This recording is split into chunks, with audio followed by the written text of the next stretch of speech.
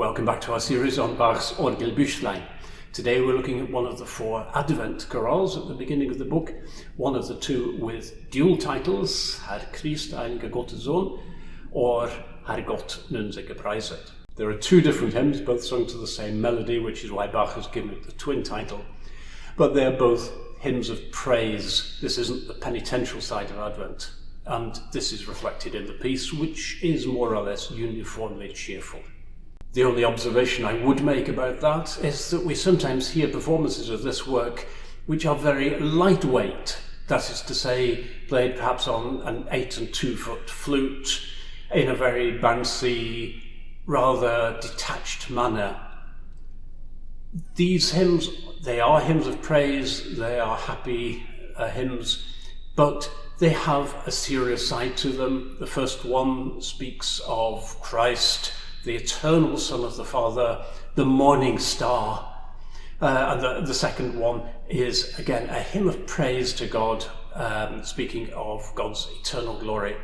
And so, although they are happy and bright, they're not really intended as a romp with flutes. And given that the chorale prelude is supposed to reflect the content of the hymn, I would suggest that we want a little bit of solidity with it as well. The second hymn, incidentally, also includes a reference to food and drink, which meant that it was used as a grace at mealtimes. The piece is to such an extent the archetypal Orgelbüchlein prelude that it's often held up to be the model of what an Orgelbüchlein prelude looks like.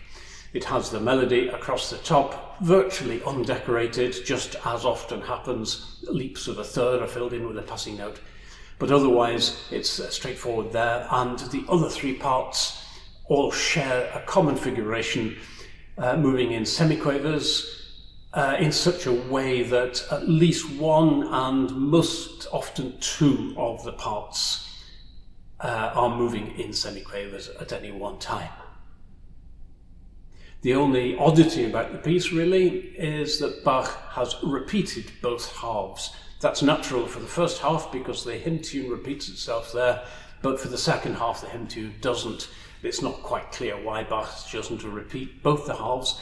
Perhaps he was just enjoying himself so much he didn't want to stop. So all in all, this is going to be one of those very short episodes because there are no particular performance issues involved. Registration, as I've already said, something bright and cheerful with a little bit of solidity because it's about God's greatness. I think the tempo will be pretty much self-evident. It's defined almost by the da-da-da-dum-bum pattern in the pedals. And if you get that just right for the organ that you're playing it on and the building that you're playing it in, then I don't think there'll be very much question about the right tempo. Ornamentation, there isn't any, and the parts function sufficiently complicated and thick that there really isn't any call to add any further ornamentation, except for maybe just a tiny twiddle right at the very end as you're coming to the final cadence.